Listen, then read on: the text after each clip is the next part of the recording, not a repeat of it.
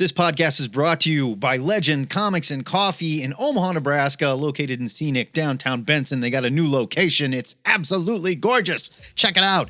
And by listeners like you. Go to Patreon/2headed nerd. Become a patron. Support this show. Once, they were two best friends managing a comic book store.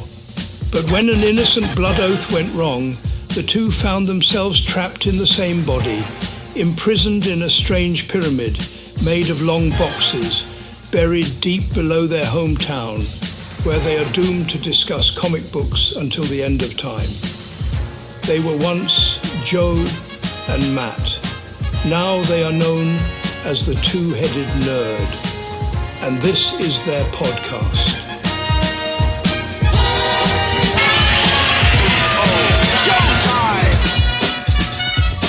Broadcasting from the Ziggurat at Omaha in caverns deep below the metro area where we never skip yoga because lower back injuries are a bitch. Tell me about it. It's our pleasure to welcome you to episode 761 of the Two-Headed Nerd comic book podcast. I'm your head number one, the internet's Joe Patrick.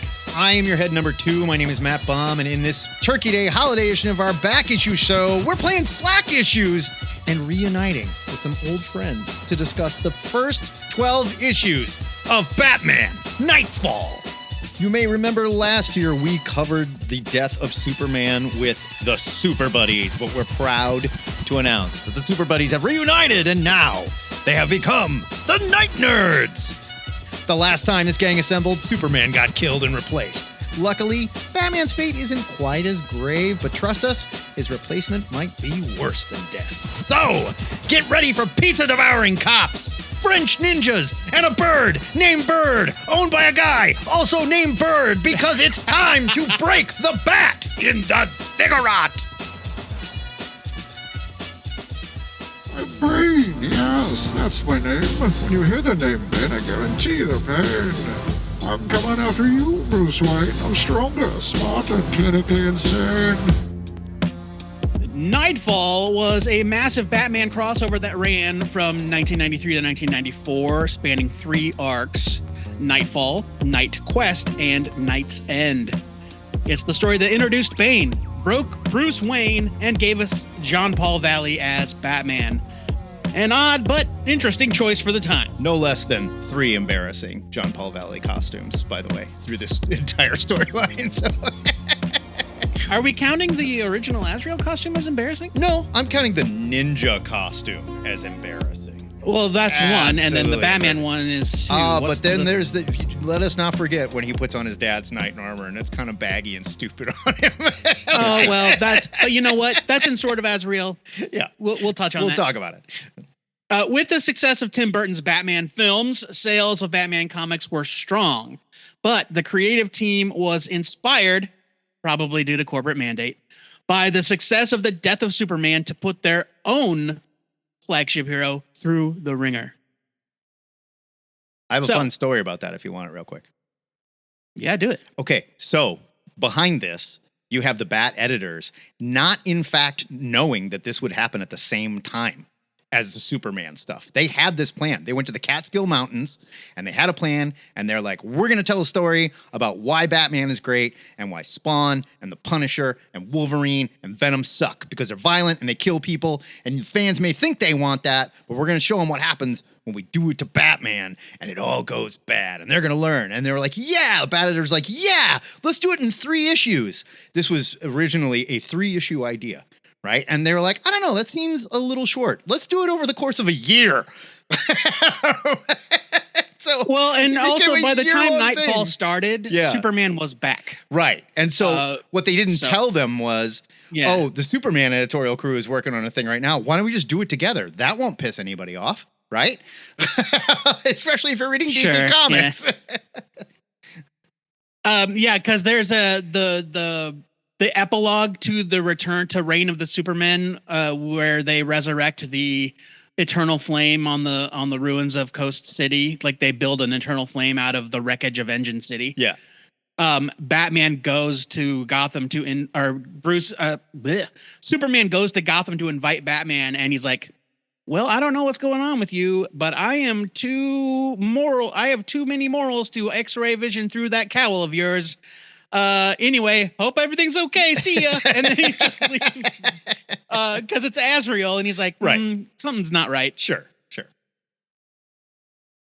So we got Bane, a word which means a cause of great distress or annoyance, as literal as the aforementioned death of Superman's main baddie, Doomsday. Bane concocts a plan to destroy Batman by first breaking his spirit, then breaking his body. Over the course of months, Batman faces the gauntlet of his most dangerous villains, all unleashed by Bane as part of an elaborate strategy. Real quick, Today, there's a theory, and nobody knows if it's true, that this was supposed to be the KG Beast initially, but because the Berlin Wall fell and everything, and the Soviet Union wasn't what it was, they were like, let's make a new character. Bang. So, I mean, that I thought that was seems interesting. plausible to me. Don't know if it's true, but it's an interesting story. Today, we are diving into the first half of Knightfall, which covers everything up to the Broken Bat. The THN Superman super crew has rebranded themselves as the Knight Knerds. Boys, introduce yourselves. But you all have to do it like this. No, you don't. You're dark now. Things are different. Just don't do the Christian Bale version. Yeah. Specifically the Will Arnett Lego Batman version, please. John Tvrdik, or better known as Hugo Tvrdik's dad. Hugo Tvrdik. And Joe, Mr. Mickeliunas. Welcome back to the Ziggurat, boys. And I hope you survive this experience, because we almost didn't survive the last one. But here we are. It's true. Here we are. Special thanks to Hugo Tvrdik's dad, John, who took the notes on this and did our work for us for free, mind you. I can't believe this is happening. So I apologize. In fact, he paid us to do it, technically speaking, as a patron in good standing. We're doing things a little bit differently because we did way too much with the Superman stuff. It took us too long to get through it all, and it was too much work to prepare for. John very graciously stepped in to handle the notes. So the discussion is going to be the meat of the matter, not me reading bullet points. So, John, take it away with 2 books that lead into Knightfall that fans shouldn't skip. Yeah, because I'll tell you what, if you do, you are lost. You are completely lost. So. All right, so we'll start with Batman, Sword of Azrael. So Jean-Paul Valley, a newbie in the Bat family lineup, discovers he's a brainwashed, religiously motivated assassin that takes on the moniker of Azrael. Batman stumbles across Azrael while investigating some forgettable villain. They form the most chemistry-free partnership in comic history. And for reasons only known to Bruce, he decides to mentor Jean-Paul. Well, that's really all you need to know. He's a dangerous vigilante that kills people, that inherited his job. Obviously, so he's like, come on in. I'm going to tell this guy my secret, and I'm going to be busy, but Robin should train him. He needed a blondie in the group. There's too many black hair. Too many foppish hair. Raven-haired with foppish hair, mind you. So fun story well, about he does Azrael. get a haircut. He gets a haircut pretty And quick. we'll get there, because it's my favorite scene in that issue. But one of the things that I thought was absolutely hilarious about this, and I love this book, Sword of Azrael. This book, amazing. I knew nothing about it back in the day. I just love Joe Q's art, and I read this and was like, kick ass! And I revisited it, and I went, this is kind of dumb! And but very pretty. So Denny O'Neil came to Joey Q and said, we got to design this new character. The plan is this character is going to take over Batman's job. And they were like, well, shouldn't Dick do that? Like, he's the older Robin. They're like, no, because this Batman's going to kill people. And they were like, oh, okay, so we need a new guy. Well, now, to be clear, Azrael as Batman does not kill people. Well, he's fighting the urge, but people get killed, Joe. People absolutely get killed. I mean, in Sword of Azrael, he slaughters many people. Well, yeah, but even as Batman, some people get killed. But we'll touch on that later. All right. Well, that's, I guess, for another time. So people die. O'Neil comes to him and says, here's what I'm picturing. Knight in armor, crusader, flaming sword, and Denny O'Neil's like, you mean like this? And he's like, yes, that is it. And it's that first, like knight in armor we see. And he's like, okay, cool, but check it out. this is Azrael's dad, and he's going to get killed in page 3. Right? And Azrael's going to basically put on like some hockey equipment with flaming swords that come out. And Denny O'Neil hated it, hated the design. But everyone else in Batman editorial was like, no way, man. That kicks ass. Well, they kind of imageified his dad. I mean, it's the image version of Azrael's dad's costume. It is. Denny O'Neil hated the actual Azrael Hated the actual Azrael costume. Hated the He wanted him to look I was going to say, do you like the 3 fingers? Yeah, the 3 fingers. Everything about it is so weird if you look at it. They added the light field filter on it. Absolutely. Yeah, right. Pouches, so sort of Azrael introduced Azrael. Yes. And it was written by Denny O'Neil with art by Joe Quesada and Kevin Nolan. And Matt says it's dumb, but I just finished it for the first time this week, and I think it's amazing. Look, it's fun as hell. Hell yeah. It's fun as hell. Sort of Azrael is very good. But the story is pretty ridiculous. I don't think it's that ridiculous. My dad, Not any more ridiculous than anything else in comics. If you're giving into the conceit of Azrael as a concept, then it's fine. Yeah. Okay. It's totally fine. Okay. Saint, the Order of but, Saint Dumbass and all that. Yeah. From sort of Azrael, he would appear in the Batman books sporadically leading up to Nightfall, which explains, which gives a lot of context to things that are missing if you're only reading Nightfall. Yes. Yeah. And you have to go back and read Batman, I believe it is 486, to meet Metalhead, a character with a spiked head and a ball and chain on a ponytail. Metalhead is to so understand That's where ninja Azrael's costume came ninja from. costume comes from. And his ninja costume is easily one of the worst costumes I've ever seen. Like, It's All right. sad. We've Polaris already level spent bad. more time on sort of Azrael than we needed to. Let's move on to So next Vengeance up- of Bane. Batman Vengeance of Bane. Bane, no real name given, grows up in Penaduro prison where he's subjected to brutal conditions and eventually selected for the Venom super steroid program. Just think super soldier Marvel, but in a prison in DC. Venom So, makes...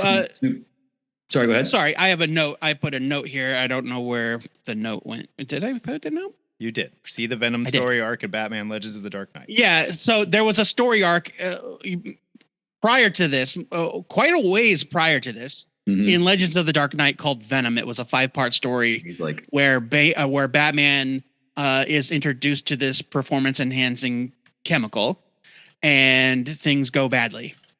And so that's where Venom comes from. And it's a pretty fun arc. It's Legends of the Dark Knight 16 through 20. It was great. Yeah, so I mean, Fantastic. we're talking several years before this. So Venom makes Bane super strong, and it's again the same stuff that Batman got hooked on in an earlier story. Bane escapes prison with his goon friends Bird, Trog, and Zombie, and sets his sights on Gotham, aiming to conquer the city and defeat Batman because reasons. Well, And no. that's Vengeance of Bane. He saw a bat when he was a kid in prison, scared him really bad. And then Bird's like, I'm from Gotham City. We got a scary bat there, too. And he's like, oh, yeah. That is my cause in life. Well, they go to gotta go get Gotham, that guy. and they see Batman in action, and they have a brief confrontation, and then Bane is like, But they go there because Bird I'm going tells to him destroy about you. Batman. Bird yeah, is and from then Gotham. Bane's singular focus becomes breaking Batman. And Bird is a Vengeance man of Bane is a one shot with a bird. written by Chuck Dixon and with art by Graham Nolan, and it's pretty good. It's outstanding. Oh, the art's It's outstanding. unbelievable. Yeah. It's fantastic. Outstanding. Yeah. So then we are into Nightfall, Part 1, The Fall of the Bat, which begins with Batman 491, released April 1993, written by Doug Mensch, pencils by Jim Aparo, inks by Jim Aparo, colors by Adrian Roy, letters by Richard Starkings, with a phenomenal cover by Kelly Jones and Bob LaRose. Oh, yeah. So many of these Nightfall covers are iconic. Okay. They're burned into my brain. Fun story about the Good. covers. No one told Kelly Jones the actual story. Kelly Jones or Sam Keith, who does some of these.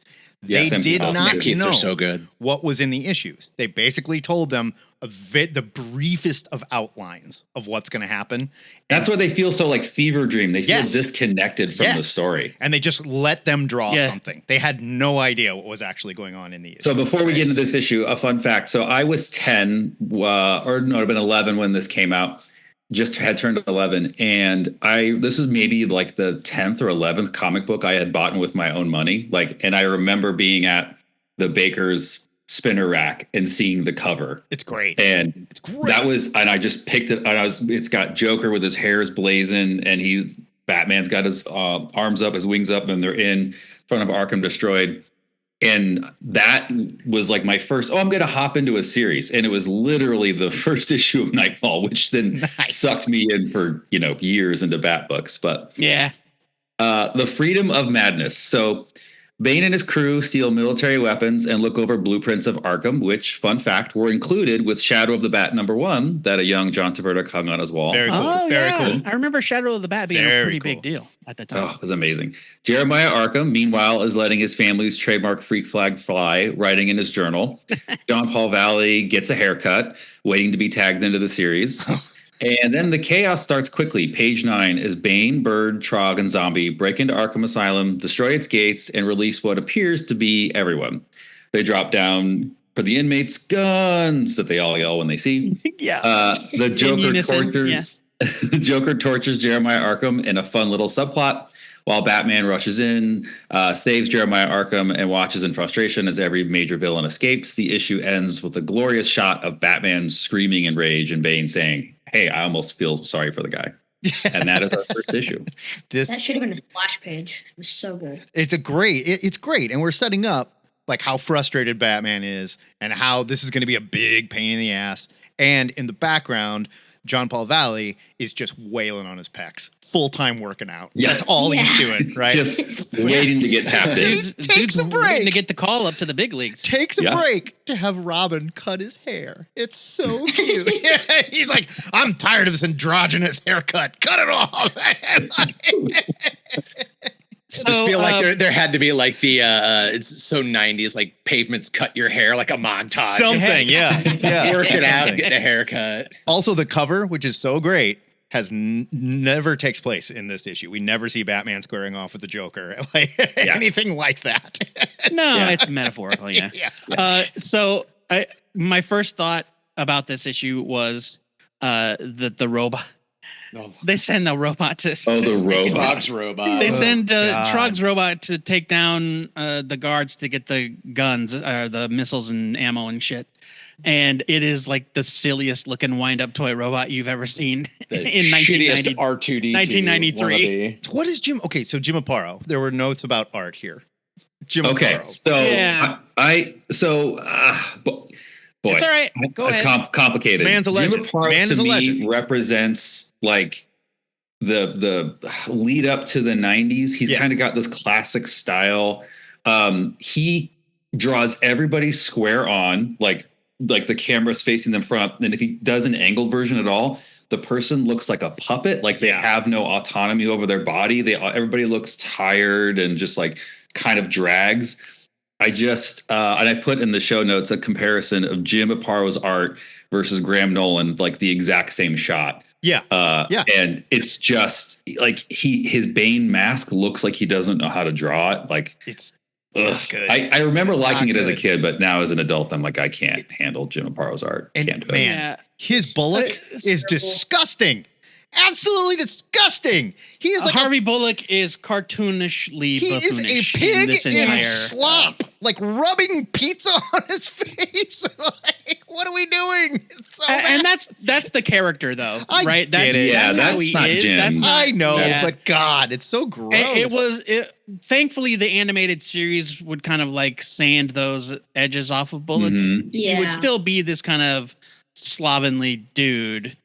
But he's no longer like constantly dribbling jelly from a donut off of his chin, you know? Yeah, the art just intensifies like how it does. awful he is. It's very off-putting. It's bad. So Jim Aparo at this point had been drawing Batman since the late 60s, early 70s. In various capacities, whether it was actually in the Batman book or in things like Brave and the Bold or whatever. And to me, Jim Aparo is the definitive Batman artist. He drew a miniseries in the early 80s called The Untold Legend of Batman, which reveals all this stuff about how It tells the story about how the guy, the boss of bosses at the time in Gotham, kidnapped Thomas Wayne from a Halloween party and got some medical attention from him because he'd been shot. And instead of killing him, Thomas Wayne lives, and then Joe Chill finds out, oh, that was Batman's dad. I killed Batman's dad. And it's this guy's fault that Batman's dad was around to make Batman. And it's pretty great. It was great, but it was 13 years before this. No, I know. I'm just saying, like, well, and Joe, I think Joe's right. And I'm being cruel, but like in my mind, when I think of like, it is rough in this Robin story. His Robin. When I think of Batman in the 90s and 80s, in popular culture, when he's on bed sheets and he's on, like, it is the Jim Aparo style. Like that version of Batman was everywhere. That was his style. So you're right. He's the definitive Batman artist. I just, maybe he's trying to draw everybody exhausted, but he's kind of on his way out at this time. Yeah, he's getting up there in years. He passes away not too much. Oh, really? Passes, I don't think so. Because he's already old. Part of it's not so much a mandate, but part of the plan here as well was we saw a huge payday for the death of Superman. By the way, Robin is wearing a black armband in this issue with the I love it. Yeah. And everybody got paid. Everyone got paid. And so they knew they were changing the guard in Batman, and they wanted to have a big bat event where all these guys that had been on the book for so long can cash in and just make some money.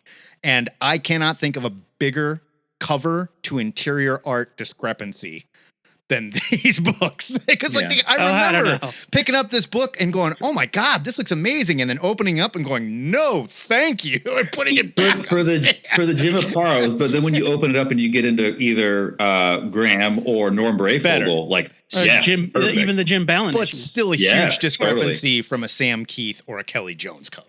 Still huge. Yeah. But I mean, that's not an unusual thing for comics. I agree. I agree. Like, I'm just saying, it looked like they were doing something revolutionary, and they weren't. I just, but I mean, the idea that there would be like some marquee cover artist with a different, more like traditional interior artist, that is something that's been going on for a long time. But like right before this, Travis Charest was doing covers, and they looked like superhero books. I'm just saying these guys were wackadoo. You had Kelly Jones and Sam Keith, maniacs, drawing these covers. It's true. And honestly, like, as much as I love Aparo and as much as I hope that he did get a payday from this, a nice big payday, I think that it probably would have been better served to have had a more contemporary artist. Yeah.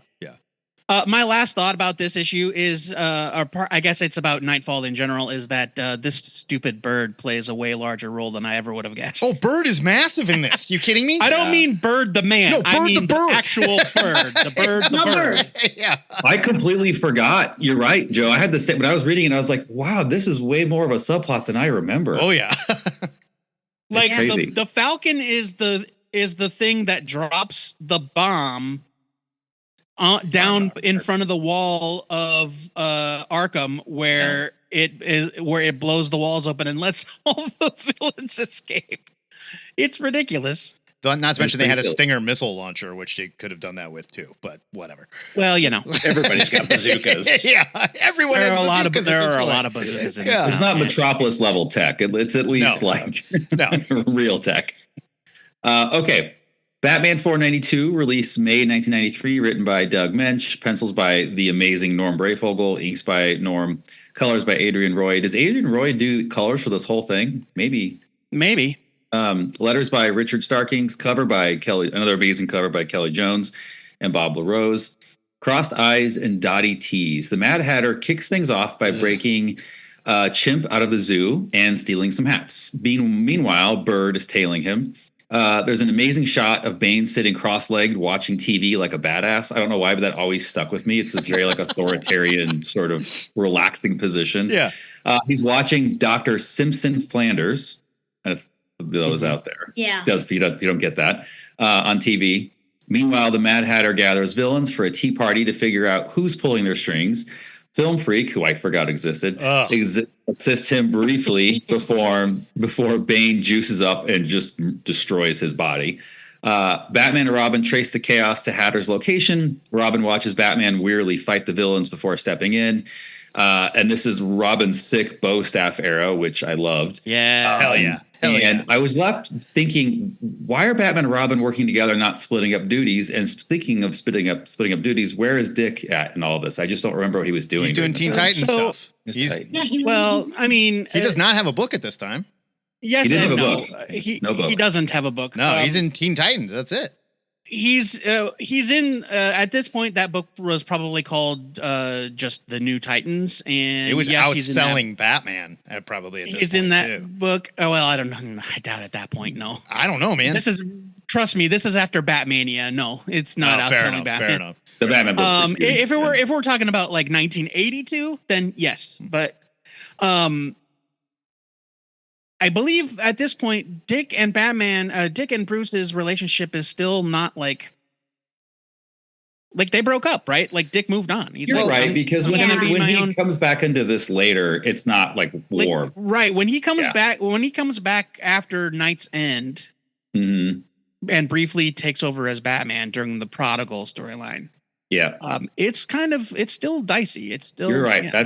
You're absolutely right. And this isn't long after Jason was killed. So Bruce is all messed up on this Robin stuff. Oh, too. yeah. Jason was killed in, I think, 1989, 88, Yeah, I 89. mean, this is just a couple of years after that. Tim Drake kind of just signed on. That was the other thing. Tim Drake is brand new. Yeah, Tim Drake is brand new. And when Tim Drake first joins, Batman's like, this is great. This kid is awesome. Tim Drake, you're Robin. Let's go. And all through this, he's like, stay in the car. Do not come in. He doesn't let him do you are anything. not allowed to do anything. Get in the house, Carl, toward him. Right, yeah. Time. Everything about Norm Brayfogel's Batman is wonderful to me, especially his Batmobile design. I love that Batmobile totally so much. That Batmobile Totally is agree. great. Yeah. Although I will never forgive Norm Brayfogle for page 6, where Harvey Dent is just allowing a donut to vomit all over him while he eats it. Harvey Bullock. God! Yeah, Not Harvey Dent. Bullock. Harvey Bullock. Like, why? God! That's Montoya's here. Why can't he That's ever fun. eat correctly? Right. Or why is he always eating? Like, I understand it. He's fat. We get it. All right? God. Takes a lot of energy to power that frame. I guess. Montoya is here, which is fun, over from the animated series. I'm not going to go into it heavy time because we've heard this rant a million times. I do not care about the Mad Hatter, and I do not think the Mad Hatter is a good Bat villain. And he's always stealing hats and setting up a goddamn tea party with a monkey he just freed that's perfectly trained. Like, get out this of issue. here. When I was reading this, and I thought to myself, since when does the Mad Hatter have a monkey sidekick? Right? What is because this? It's not just he doesn't just steal a monkey. He frees a monkey that he already knows. Yeah, he knows it. He's by like, name. they separated us, my dear. Yeah. And now and it's like, oh, and then I realized that everything I know about Mad Hatter comes from Batman the Animated Series. And I've maybe I can count on one hand the number of actual Mad Hatter comic books I've read. Well, I can tell you there's nothing in Alice in Wonderland. Not many, though. There's not that many. There aren't that many. No. And there's nothing in the Alice in Wonderland mythos where he had a monkey. There's nothing like that. I hate this character. I'm sorry. I think there's a lot of opportunity, and I think that it's never been used well. So, yeah. Fair. I agree. Now, without the monkey. The other thing was, how did Birdman not immediately didn't immediately see the tracking tag on his bird's leg? Well, he does figure it out. He figures it out. But I was going to say, without the monkey, we don't have Bird furthering the plot by getting snatched by the monkey and having a tracker attached to him. I mean, if that doesn't happen, you're right. None of this probably happens. We're done again. You know?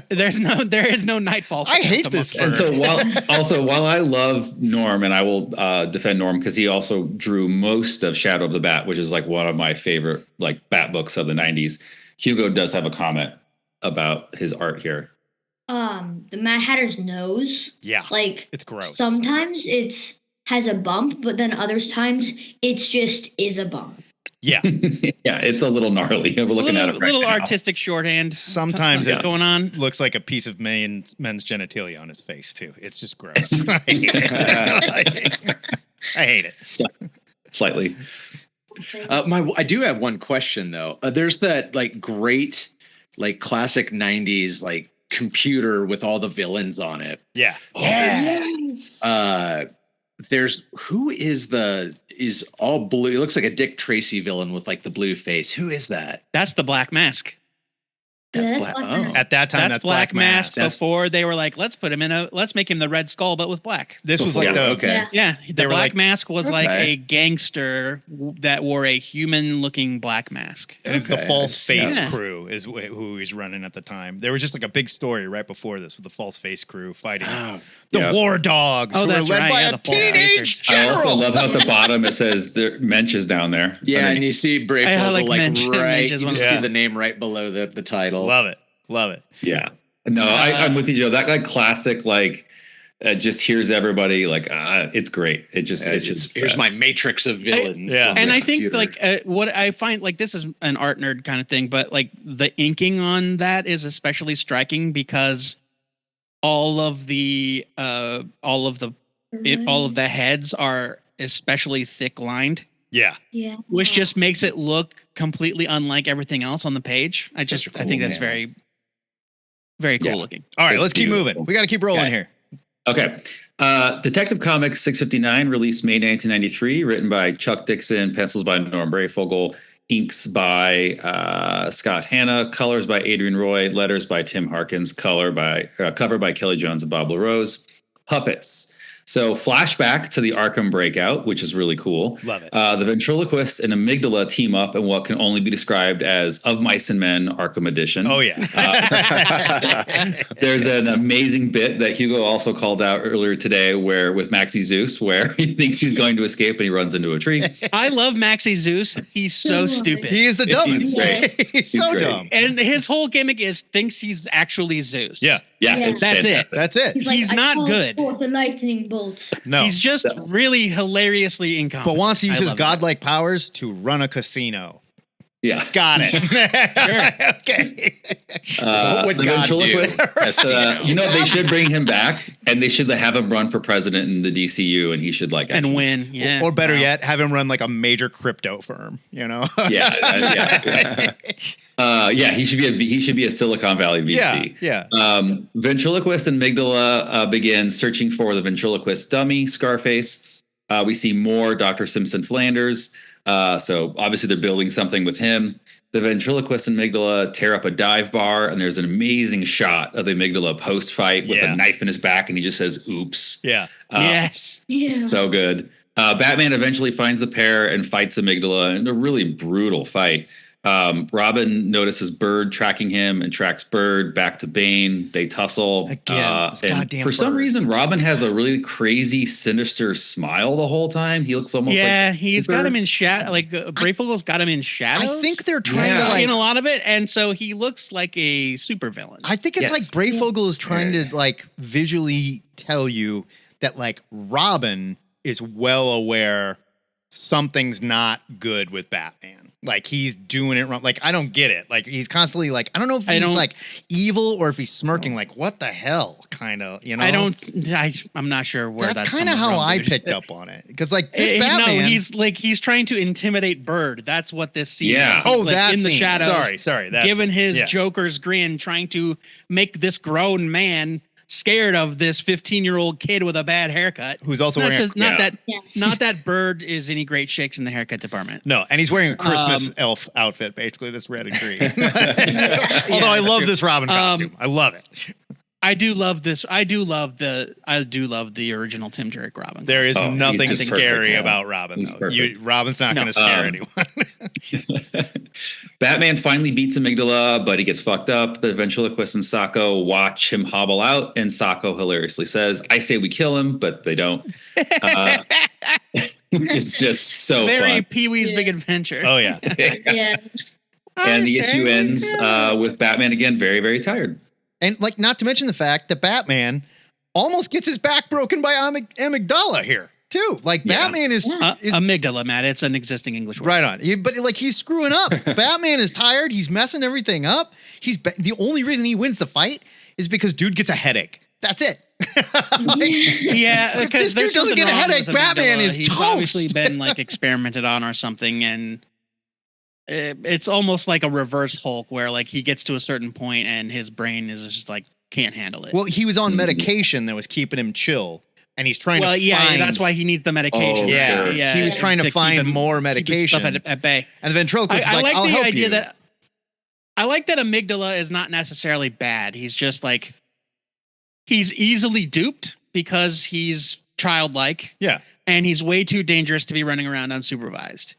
It's like the Hulk, but slightly less dangerous. Yeah. It's Lenny from do Advice of Men. whatever you tell him to do, he will listen. And Right. Because if he thinks that you're an authority figure that's interested in helping him, he's like, sure, I'll kill these dudes. But amygdala doesn't just beat up Batman. We also see Bird, the man, beat the shit out of Robin too. So Bird. Right. Takes Robin down. One kick. I liked this inexperienced Tim Drake. Like that's kind of a theme throughout this is that Tim Drake is very new to this job and he's not that good at it. You're smart, but you're not like the badass you think you are. Well, but in a situation where it's like Batman's on his last legs, the situation is out of control, and Batman needs help and no help is coming. Tim Drake is doing what he has to and not succeeding, which I thought was interesting. And I really love the ventriloquist, you guys. I love the ventriloquist. That's huge. Yes. That's huge. I don't know. I couldn't tell you why. I just think he's so fun. I like the ventriloquist. I don't care about Sacco, the Sacco stuff. Sacco is done. That's Sacco. That's ventriloquist's mania, right? He needs a puppet to tell him what to do. I get it. And as soon as Scarface comes back, Sacco's out. No, of course. They shoot each other. They have a fight and they shoot each other, as a matter of fact. Which is actually very dark what it implies the ventriloquist does to himself. All right, let's keep rolling here. This is good. I love the ventriloquist. I think he's amazing. So we're talking this Halloween costume like, John, you're going to be ventriloquist and Hugo's going to be Scarface? No. I love it. That's actually not a bad idea. Yeah. Okay, Batman 493, released May 1993, written by Doug Mensch, pencils by Norm Brayfogle, inks by Norm Brayfogle, colors by Adrian Roy, letters by Tim Harkins, and a horrifying cover by Kelly Jones. Oh, good. Yes. I remember seeing this on the rack at this point I was buying them, so I could not wait for the next week because they were coming out weekly.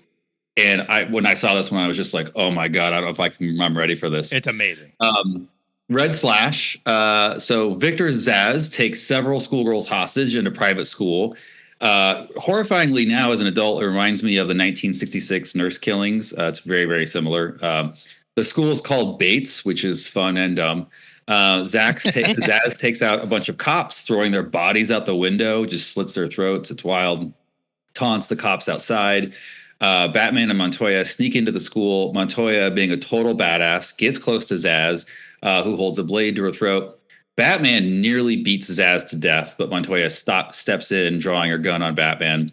Batman heads to the roof to recover while Bird watches him from afar. I love this issue. This issue's great. 10 out of 10, no notes. It's great. Now, I will say this. Norm Brayfogle, what are you doing to Mr. Zsasz's eyes? Yes. Oh, see, I was going to say that I love that. What is it? Same. I think a it's mask? just an affectation. I don't like. I think that you could, if you wanted to, read that as if he's wearing something, but I don't think he is. I don't think so either. It's just Because he an takes off all his affectation clothes. of his dark and soulless eyes. I guess. Completely agree. And I absolutely love it. It's crazy. Me too. So I have a note here. Brayfogle's drawn 3 issues in a row, hasn't missed a single step. No, it's great. Batman is already talking about having one foot in the grave. And then I also ask, to nobody in particular at the time, because I was writing these by myself, where did all this stuff about Batman being sick and Bane's actions before the breakout happen? It wasn't in Vengeance of Bane. And the answer to that is issues of Batman and Detective Comics. But it happened very, very suddenly. Very suddenly, where they were just like, well, it's Batman's not just fine. that Batman Next is tired, issue, it's that Batman's he's sick. getting tired and Batman doesn't feel well. And Batman's It's not just that he's tired, it's that he's sick. right. Yeah. And he's going to a doctor, and the doctor's like, "You're fine. There's nothing wrong." Because sexy. he's going to the doctor as Bruce Wayne sometimes. And Bruce, and I love the doctor's like, "I'll treat you for free because you're hot. I kind of want to have sex with you," which that seems, I don't know if the Hippocratic Oath is cool with that. I think that's ethical, right? But like, he's just like, "I'm just a rich guy and I don't feel good and I'm really tired." And she's like, "Well, there's no reason why you should feel really tired. Is there anything else going on?" And he's like, "No." Because he can't say like, "I'm Batman," Yeah, I like that. But she doesn't believe him, of course. Of course. Which is great. And okay, I totally agree. Brayfogle killing it here. But on page 5, it does look like Batman is trying to take a crap in the Batmobile. I know what you're talking about. He's so hunkered down and mad. It's like, Batman, you need some more fiber, bro. That does not look good. Oh man. He's like just trembling. His teeth are gritted so hard. You know what's funny here too? There's it's supposed to be probably semi-comedic, but when they like Batman and Robin are like, "Oh, it's you," they bump into each other in the girls' school trying to save the girls. Yeah. Didn't know that the other one was there. But Joe, I think it just really sort of underlines your point, which I hadn't really considered, which is like, because I was so young when I read this, I just assumed Tim had been around for a while, and I went back and read those issues. Again, he's really, really new to this, but if you're Tim, you also have to imagine that like he probably hasn't met the majority of these villains. No. That's so he's watching correct. Batman go through. He's probably studied by them this long list of most. villains, and has never ever seen any of them. So he's just like, "What the fuck did I get myself into?" All been locked into Arkham while he's brand new. Right. And when Batman, I can tell you when Batman does bump into Robin, they're sneaking around in the dark, and Robin comes around the corner. Batman strangles him, just grabs him. He's like, "Ah!" There's a misunderstanding. Yeah, and I will say, Brayfogle, as good as he is, he does not do Robin's haircut any favors. This is the worst haircut. No, they don't. God, it's bad. It's like a flat top at some points, kind of a Rick Ashley thing at other points. I don't know. It's bad. Yeah, but his drawing of Zaz screaming out the window, or he's holding the bloody knife, like just great. Like this is the scariest Zaz is outside of the Shadow of the Bat books, where really Zaz he was in a ton of those, but he's just terrifying in this. Yeah, it's true. And he's go ahead, Joe. He like is looking the knife. So I was gonna say he's another one of those villains that I never really bought, because it's just like, he's a serial killer. So what? Batman could kick the crap out of this guy anytime he wanted to, But here they really sell like, okay, yes, he is a serial killer, but he is like base madness, pure monster. Violence, animal, Yeah, and that's why, because Batman's got to play it cool. Batman's got rules, and that's where this comes into play. That's why Zaz is a badass, because he's not playing by any rules. Like, I'm anti-capital punishment, but like he needs to die. Yeah, when the mayor is like, maybe we should have shot those guys when they broke out of Arkham, and Jim's like, no, we shouldn't, and I'm like, yeah, you definitely shouldn't. Probably shouldn't. Like, 100%, and no one in Gotham is going to be like, that's terrible. Okay, I think that terrible I think that they shot Victor Zaz and killed him. I think that's probably. I mean, it's a hospital for the criminally insane. They're not convicts. This is not a typical hospital for the criminally insane. I understand, but I think that in real life, insane. if somebody broke into a violent mental institution for the violently ill, I don't think the cops would be gunning them down. Really? So, Yeah. I think that holds true to reality. Really? So Excellent someone breaks into a hospital for the mentally ill.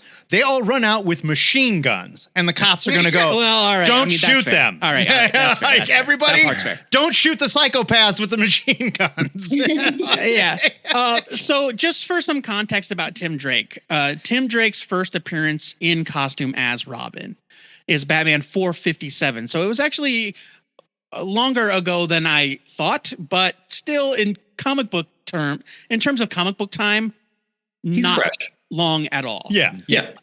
So yeah, that came out in December 1990. Nightfall started in 1993. Yeah, he's still real new. And okay. I think it would be safe to say that it had only been a matter of months. Yeah. And since he had been Robin. Final thought here on Zaz. I really like what they do with the Batman fight scene where he just beats the hell out of Zaz. Like, this is wrestling storytelling. That's what they're doing here. They're building up. The good guy is getting run through the ringer. He's got to get to the main bad guy. Here is a squash match where, even though we see the good guy is beat up and he's having a lot of trouble, he has no problems taking Victor's ass apart. I mean, just beats the hell out of him. I mean, he's still Batman no matter what. But also so- uncharacteristically violent for the good guy yeah. because he's getting pushed too much. Like you can see the main bad guy. He's got his fingers in him, you know? Like, oh man. So last thought from me is just to confirm my theory that that this is just an artistic affectation about Zaz's eyes. Page 15, something happens when Montoya breaks in and confronts him, or where the girls try to take him down, and then Montoya busts in. There's like Bill Sienkiewicz Warlock, like New Mutants Warlock shit happening where in his eye. Yeah. And so it is just yes. Yeah, it's just a visual representation. Yeah. And one last thought for me on Zaz as well. Page 20 that shows you the brilliance of Norm Brayfogle.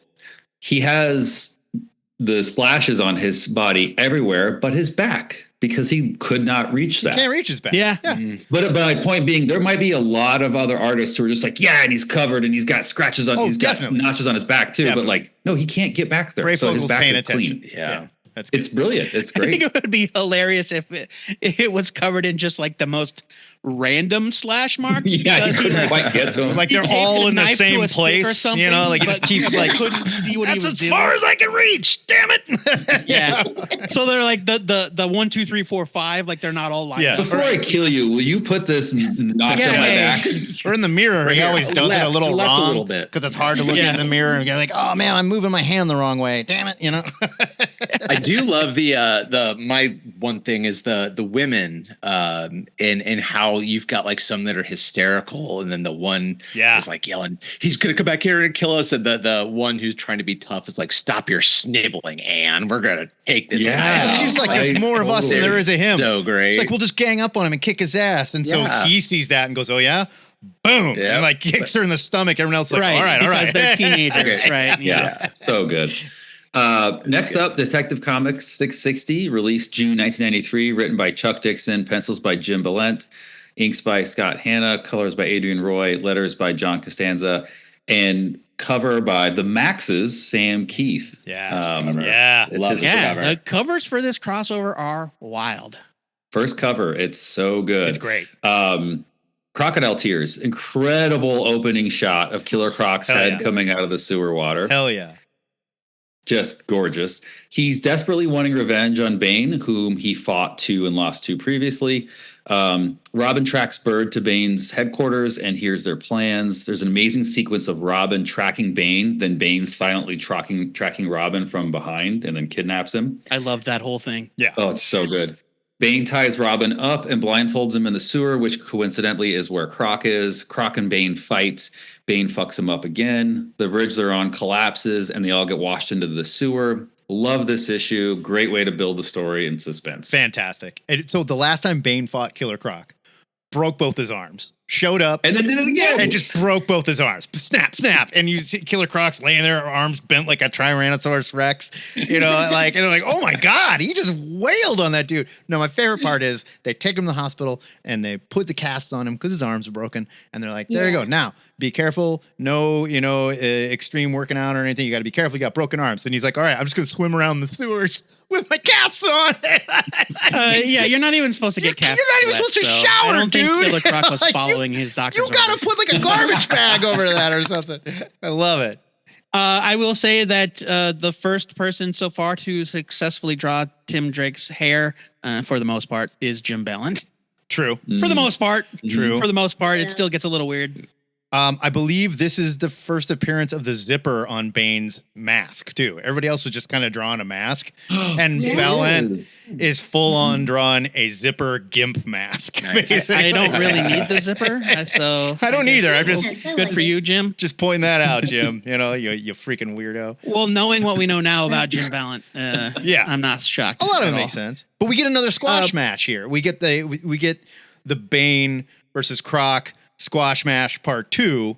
We're trying to show like, okay, in the meantime. So again, see earlier issues of Batman and Detective Comics, because that does not happen in this story arc. No, well, No, the you're right. first You're right. confrontation. You're right. Yeah, that's when Azrael was dressed up like Batman. Robin had the brilliant idea to dress Azrael up like Batman and go out and fight crime together.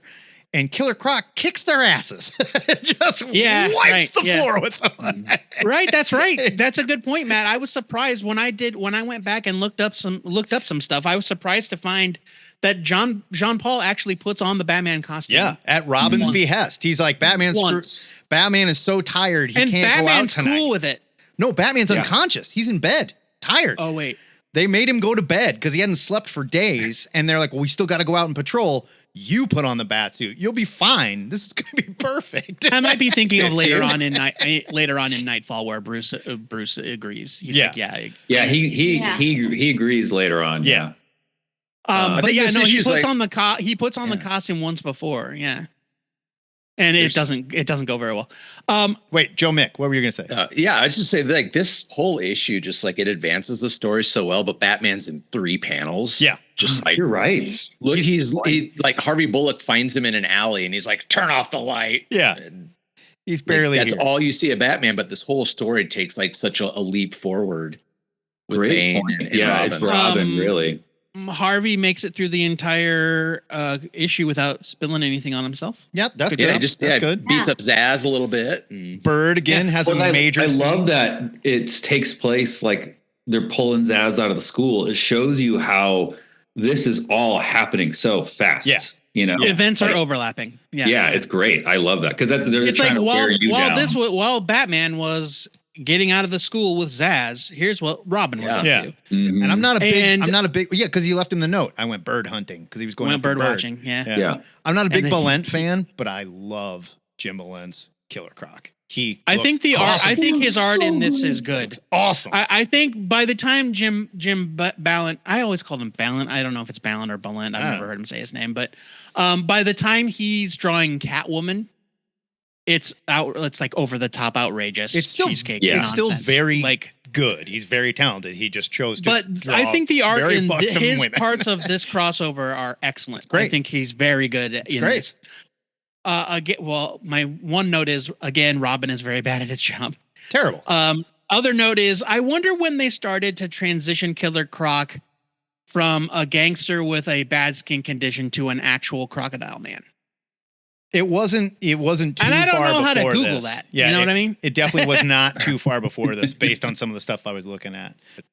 Awesome. Batman 494, released June 1993, written by Doug Mensch, pencils by Jim Aparo, inks by Tom Mandrake, colors by Adrian Roy, letters by Richard Starkings, cover by Kelly Jones and Bob LaRose. Night Terror.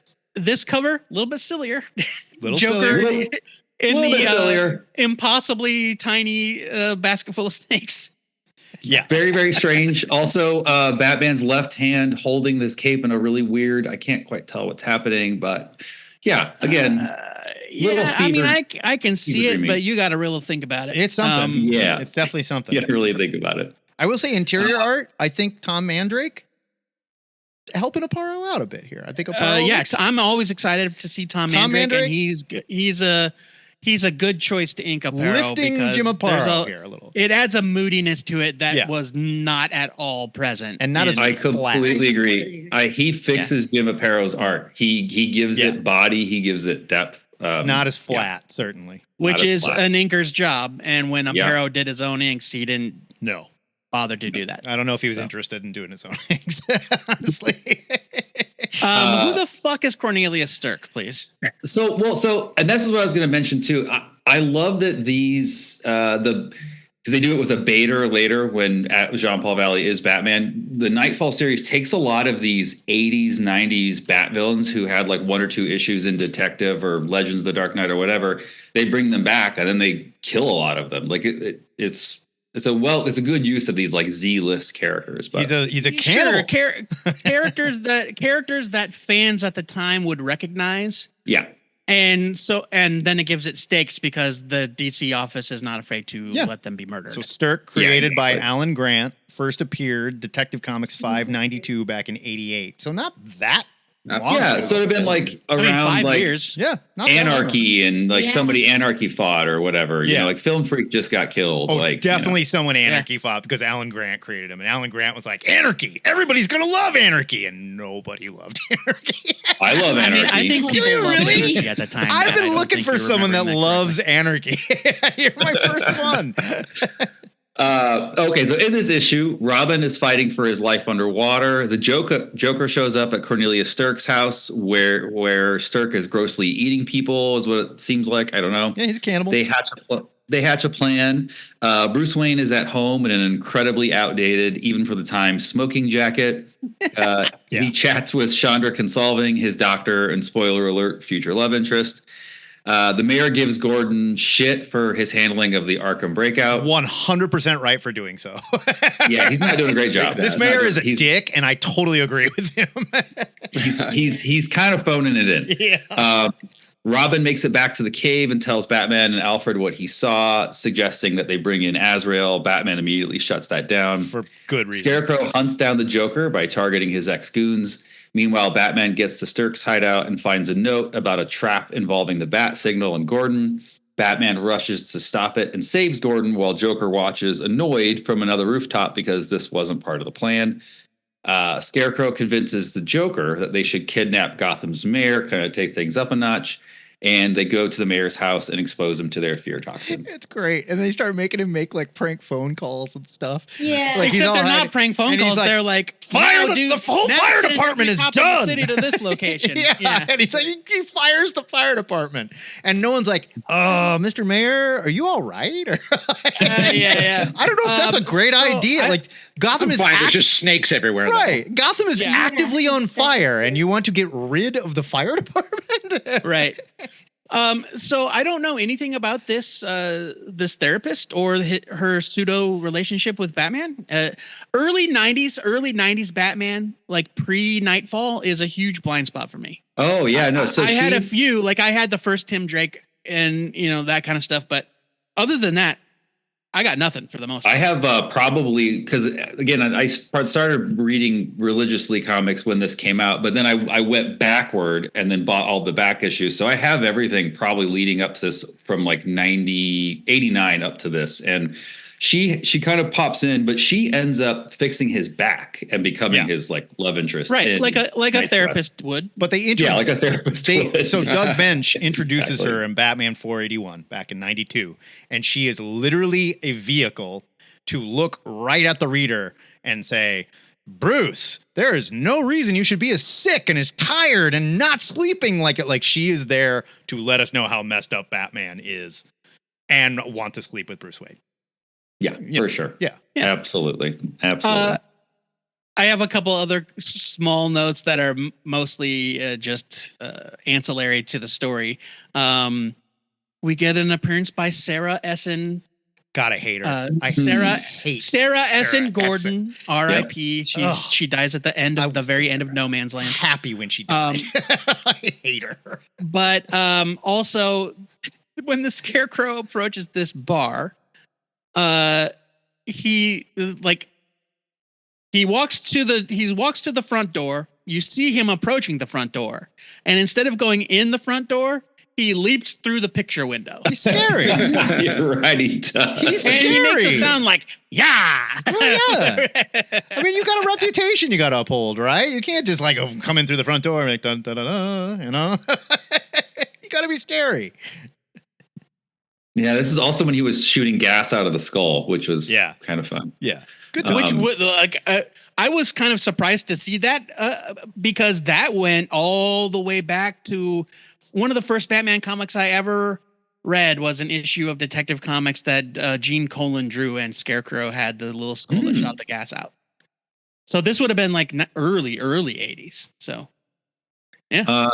Then we move on to Detective Comics 661, released June 1993, written by Chuck Dixon, pencils by Graham Nolan, inks by Scott Hanna, colors by Adrian Roy, letters by John Costanza, and cover by Kelly Jones. City on Fire. The Joker and Scarecrow continue torturing the mayor while Firefly sets multiple fires across Gotham. Love it. Batman and Robin show up to stop him, but Firefly escapes.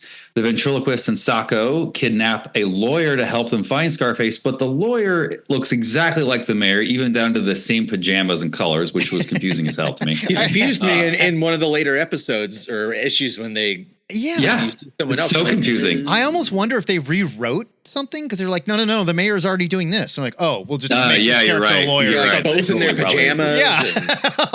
No, we got to change that. Just make him a lawyer or something. Robin is on Firefly's trail. He looks exactly the same. It is the mayor. It's the mayor. There's no question. I had to reread it several times. Robin is on Firefly's trail. The Riddler and his gang, meanwhile, are watching Dr. Simpson Flanders on TV and mocking him. Batman fights, quote, one of the lesser maniacs, is what he called him, the Cavalier, which was fantastic. And then Batman confronts Firefly in one of his fire sprees. Gorgeously drawn. Graham Nolan can draw fuck out of some flames. And the art, the color with Batman bright red and the flame behind him. Like, these panels are so good. The reds and oranges. Yeah, it's really. Batman tackles Firefly and they both fall as the flames rage around them. And again, Batman's like, Robin, stay out of the fire. Yeah, right. Just go stand over there. All right. I'm going to do this. But he's all over the place because he's like, stay with the car. Yeah. JK, track down Firefly all by yourself. Totally. I think, first of all, Dixon and Nolan are tough to beat. Yeah. They really are, man. They were still the team doing detective comics when I started to read Batman like religiously in the mid 90s. Oh yeah. So like 1996. And they are great out of the gate and it only gets better. Yeah. I love the occasional reminders that this is still kind of the clownish Joker because he makes a Seymour Butts joke. Sure. Yeah. In this comic. I will say on the art, there's like the age old, like the hardest thing to draw and make interesting in comics is a car chase. I would argue a puppet show, just as difficult. And these two nail it here enthralling. With the ventriloquist, with a duck puppet, with a gun. And a sock. And a cop. This is great. Not marionette, but This is great. Batman just casually gets dick naked in front of Alfred. He's like, here, take my robe. Well, I mean, he's not like nothing Alfred hasn't seen before. Come on. Yeah, I suppose. Yeah, he wiped his butt. Yeah, that's right. Sooner or later, Batman got stabbed in the ass, and Alfred had to go back there and stitch something up. Yeah, it's true. So Tim goes to get information about Firefly, right? And he goes to this orphanage or whatever, and he talks to this nun who is played very mysteriously. Oh. And I wrote down a note. If this phantom nun thing doesn't come back around, I'm going to be very annoyed. It doesn't. It does not. It is just, I got so upset. I started, because you can't Google anything. There's like literally nothing to Google that will reveal, oh yeah, there was more of it. And the reason there's not is because they never address this sister garbage again. The nun's like, oh, you have a secret sister. And he's like, yeah, because then she ghosts him like Batman ghosts Gordon. Yeah. Like, and they make it seem like almost supernatural. They never, supernaturally mysterious. They never talk about it again. Yeah, I hated it. Blind nun that just disappears. Right. Like, what are we doing? I do kind of like the recurring transition scenes with the just like hilariously corrupt psychologist. Oh yeah, that's just like selling his book. Yeah, and the writing on the wall about Dixon and Nolan should have been apparent from this issue, where there is a very thinly veiled Rush Limbaugh. Well, sure, it's all there. Oh God, he is. Yeah, you're totally right. It's all there. Yeah. I love how, and I know you guys probably hate him, but again, I'm a Batman nerd from this era. Like, I love how. You could have made, Two-Face or the Penguin's not in Arkham, but like somebody bigger, the character that runs through a lot of these issues, but they use Firefly. Like Firefly spans like 3 issues. Like he's really hard to catch. Yeah, like, Firefly and then Scarecrow Joker team up kind of also bridges a lot. Well, and the Crusader is here too. But The Cavalier. The Cavalier. The Cavalier. The Cavalier. But I think they're trying to do the wrestling thing again, right? Where Totally. there are threats that like these guys, they're going to get beat up, but they've got to maintain that they're still a threat. You can't just have like every time Firefly shows up, Batman, throws a batarang in his face and knocks him out. Otherwise, there's no threat there, right? And we got to illustrate that Batman is working so hard right now, you guys. Everything is a massive pain in the ass, and he is so tired, and he's getting so bad at this, So from It's here, a good issue, though. Great issue. it's a great issue. Great issue. Great issue. Yeah. And then we go because they bridge scenes. So the end of this scene or the end of this issue is Batman and Firefly falling through the flames together, drawn beautifully by Graham Nolan, and then it's picked up by Jim Aparo in the following issue and falls apart for me. Yeah, big time. Batman 495, released June 1993, written by Doug Mensch, pencils by Jim Aparo, inks by Bob Wyacek. Wyacek, yeah. The third or fourth different inker for Jim Aparo on this crossover. Oh, not yes, doing you're Jim right. Good point. Any favors here, colors by the way. Adrian Roy, letters by Richard Starkings, cover by Kelly Jones and Bob LaRose, Strange Deadfellows. Get it. Firefly gets away. Jean-Paul Valley is following Batman in a dumb as fuck ninja costume. And then Bruce finally takes a nap, which is great. Yeah. I'm happy for Bruce.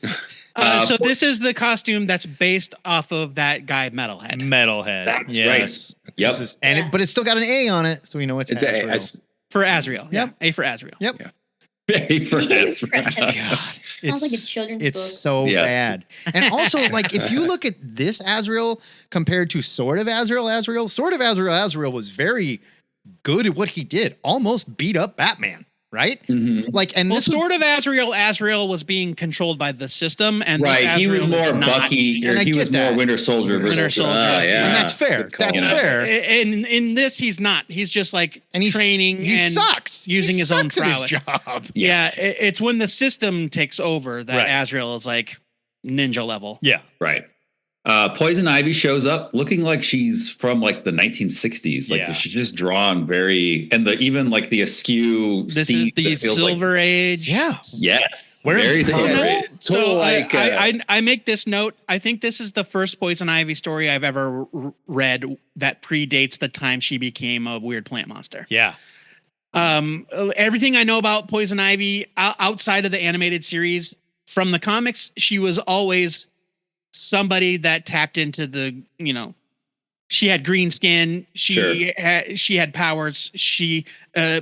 But yeah, this is the Silver Age Poison Ivy. And it also goes to show you, I think, John, to the point you made about Mad Hatter, is that so many of these villains are iconic to us because of the cartoon.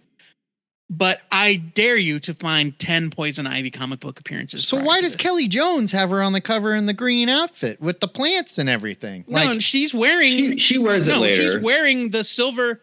She's wearing her costume. No, but I'm talking about when she shows up here, she's wearing like a blue night dress. Yeah, but she puts on the costume later. Oh, yeah. That's her on later. disguise. Okay, That's her okay. disguise at the fundraiser. Fair, is fair. the Yeah. dress. Okay. Oh, right. So- That's like her. That's like her ball gown. To I'm get sorry. into I don't know Silver Yeah. Age Poison Ivy, so I thought that's what you were talking about when I was looking. No, the green tights. The Okay. green tights. Gotcha. So Poison Ivy shows up with a bunch of drugged up bodybuilders. The Joker and Scarecrow continue torturing the mayor. Bruce goes to a gala with Chandra consulting, but then that is where Poison Ivy shows up, infiltrates the gala, and uses pheromones to control the attendees, not including Bruce.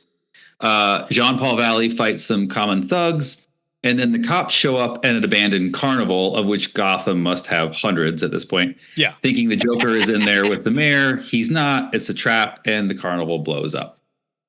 I assume there's just like an abandoned carnival district, right? And it's just Well, all that's carnivals, actually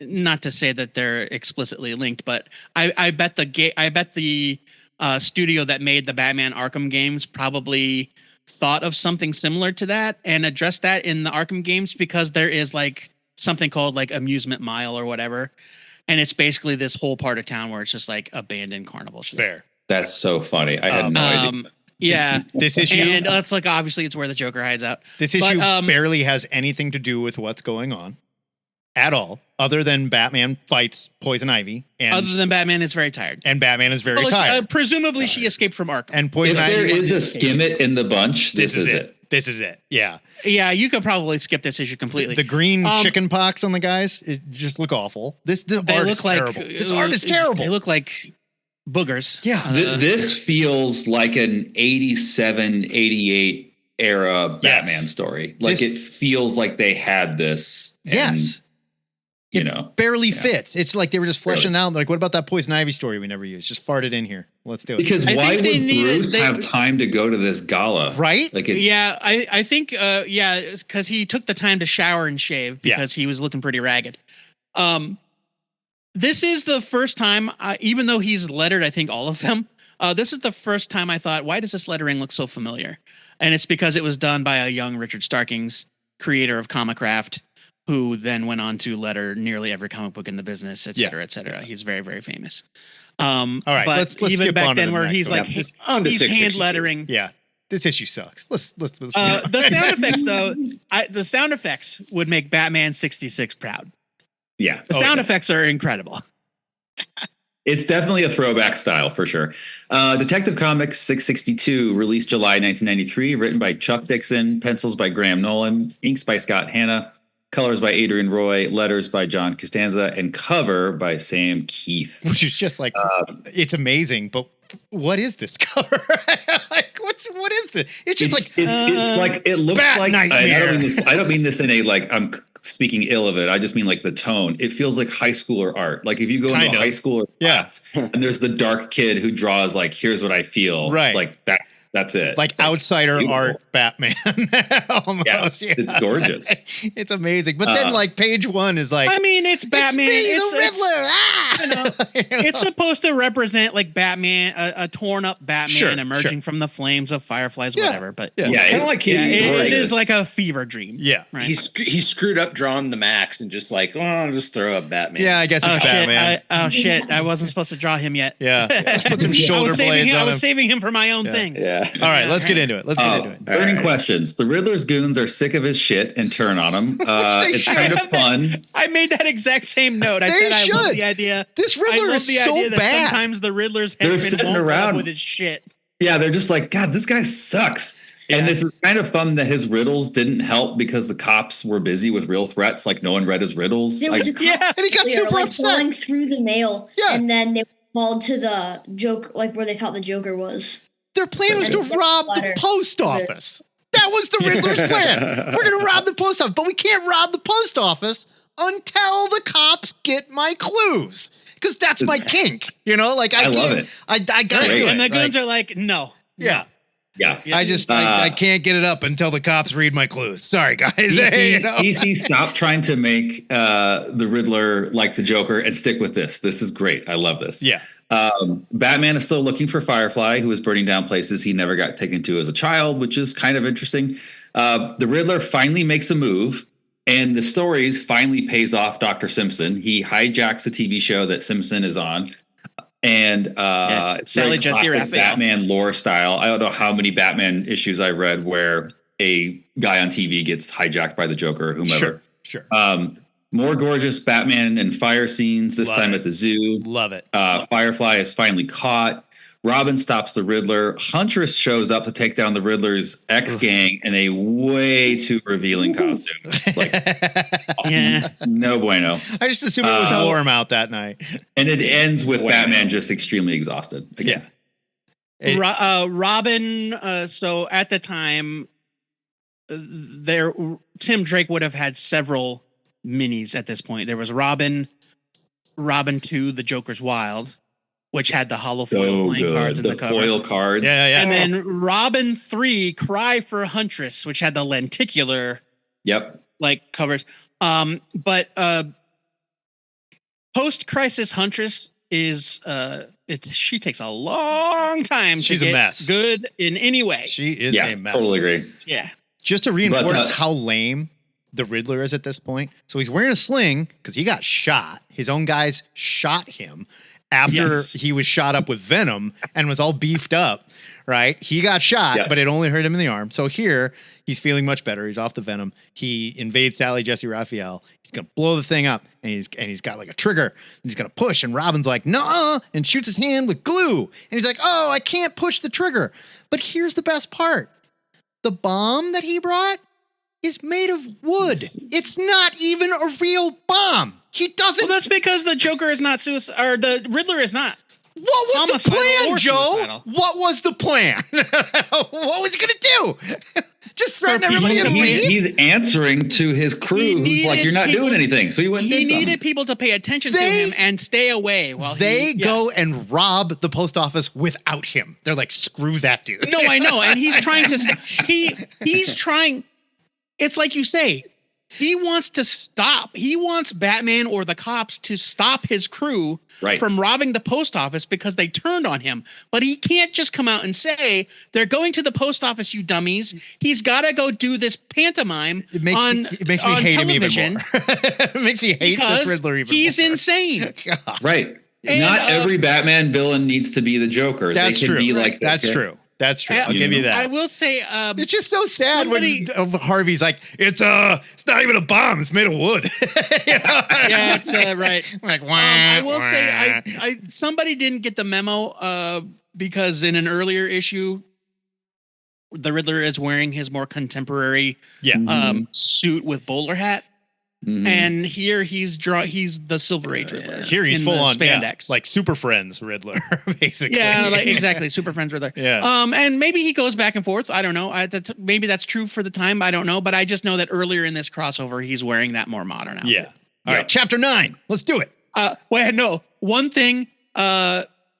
Two quick small things. I thought that this is Dixon, right? Mm-hmm. Yeah, because it's Dixon and Nolan. I thought the Batman's inner monologue in this issue was fantastic. I really liked it. And then the most hilarious part of the whole thing to me is when Robin excitedly shouts to Alfred, "Let's get to the van." They drive around in a van. Well, you know. The Bat van. Around in a van. You're right. I didn't even notice that. That's amazing. Batman 496, released July 1993, written by Doug Mensch, pencils by Jim Aparo, inks by Joe Rubinstein, colors by Adrian Roy, letters by Richard Starkings, amazing cover by Kelly Jones and Bob LaRose. Die laughing. Joker and Scarecrow's alliance starts to show signs of cracks. Bullock and the police investigate the mayor's mansion, where Batman saves Bullock from a bomb trap. Joker and Scarecrow force the mayor to call Gordon and lure him to the Gotham River tunnel. Batman shows up and gets gassed by Scarecrow. We see, as you often did in the 90s, Jason Todd being killed by the Joker in a dramatic hallucination, which was awesome and haunting, but has since been neutered thanks to the dumbass Red Hood resurrection. True. Batman beats the Joker and helps the mayor escape as the tunnel collapses and floods. Awesome issue. Great issue. I think Joe Rubinstein is another good choice of inker for Jim Aparo. Oh, yeah. I think the inks in this are very good and it makes the art better. Much better. Agreed. Harvey Bullock is very bad at his job in this because he's like, let's storm this house that insane people were in and just trust that everything's going to be fine. Sure. And Robin has to save him from getting, or Batman has to save him from getting exploded. Because he's an idiot. He's a big fat idiot. Yeah, he had too many donuts on the way over. He's a big fat jelly covered idiot. Probably in sugar Everything shock. else has been booby trapped. Why would this one be booby trapped? Yeah, right. I liked the whole like justice for Jason thing. That was probably a long time coming. So one of the things that I read about this was like, this was them sort of mad at DC for allowing the fans to choose what happens in that storyline. Oh, really? Where Jason, where like Denny O'Neil, and who was like editor in chief at the time, had always felt like, when the hell did we ever listen to the fans? Why? And you forced us to write this story that we didn't want to do. They had more plans for Jason Todd and stuff like, nah, you got beaten to death. But next, you know. Yeah. Yeah, like him only saying Jason's name when he's beating the Joker is just awesome. Like that's the only thing he says. Yeah, it's cool. So good. And again, if you know me at all, you're tired of hearing me say this. I hate modern Jason Todd Red Hood, because we don't get these moments anymore. Batman's supposed to be tortured. Like, it's just haunted by these things that happen. By the loss, by the child he failed to save. I also understand, and I'm not saying it's okay, and I agree with you 100%, John, but I also understand why they're like, well, he maybe should never have a Robin again. And we've got to do something that would show why he does, Yeah, which would make more sense for why, like, he would tell Tim, you're going to stay in the car. And that actually is the plot of the storyline that introduces Tim Drake, A Lonely Place of Dying. Yeah. Which is excellent, by the way. Yeah. And it is essentially, it's like Tim Drake figures out that Batman is Bruce Wayne just because he's brilliant. Tim Drake is brilliant. And he's his neighbor. And he was at the circus the night the night that the Waynes Graysons. The Graysons, thank you. He happened to be at the circus the night the Graysons died. He was very young. He kind of put all the pieces together. It's like, there was a Robin, and then Robin went away for a while, and then all of a sudden Robin came back, but he was different. He was edgier. He was more violent. And then Robin went away again, and then Batman got dark and violent and like very, very like scary. And Tim puts it all together, and then that's what leads to him training to become Robin 3. It's great. A Lonely Place of Dying. Fantastic. Yeah. Fantastic. Fantastic. You know what's also funny too? This issue, reading it, Joker with firing bazookas in tunnels at trucks, and then like the cops being led to some place that's being flooded. It really feels like the Nolan brothers really dug out of this issue. Oh yeah. Or the Dark Knight and the Dark Knight Rises. Yeah. When I was reading this, I was like, oh man, this feels like the Dark Knight and the Dark Knight Rises. Definitely. Although I will say, I don't ever care to see Jim Aparo draw the Scarecrow like this again. It's like the Scarecrow puts on a hood and he cannot decide how small that guy's head should be. Scarecrow he's got like a bowling hat on. You take the hat off a Scarecrow, he's got a bowling pin for a head. It's bizarre.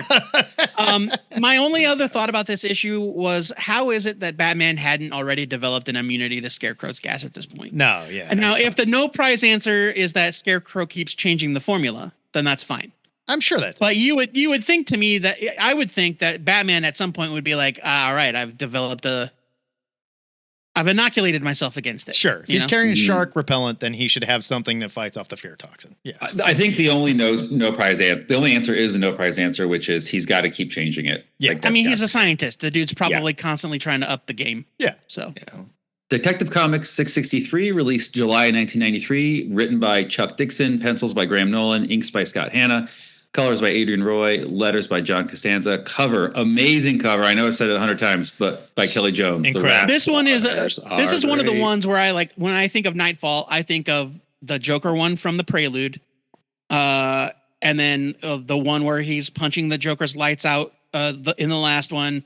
This one is one of them for sure. One of the iconic Knightfall amazing covers. And nothing like this happens in the issue. Anyway. Well, I mean, he is drowning in the sewers. So yes. I know, but still, but again, it gets back to they didn't tell him what was in it. Just right. Like, they didn't tell. There's like, Batman's in the sewers and he's drowning. Like, maybe there's rats all over him. If you have taken in that much sewer water into your gaping maw, you should probably you're gonna have to take a time out. Seek medical attention right away. Yeah. No rest for the wicked. Batman saves the mayor. The mayor has a really great moment saying he never gave up. The Batman doesn't know what it means to surrender. Good. Yeah.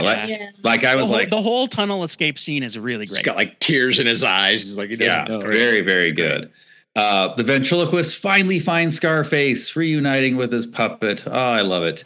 Batman fights Trog, which I totally forgot. But then, yes, he fights Trog, which leads to then Zombie, then Burr in rapid succession. And Trog almost takes him. Trog. Like, really? It's very much the end of the video game. Like, he's getting to the final boss, But also it's also very much like there's a medical term called sundowning, right? Mm-hmm. Yeah. Where it's like somebody is on their way out, but there's this last surge. Yes. During that sundowning period where there's this last surge where their body is like, hey guys, I think we can do it. Yeah. And that's this issue is where Batman is finally like taking out the entire Bane army. Trog, Bird, and Zombie. And yeah, I think it's awesome. It's so good.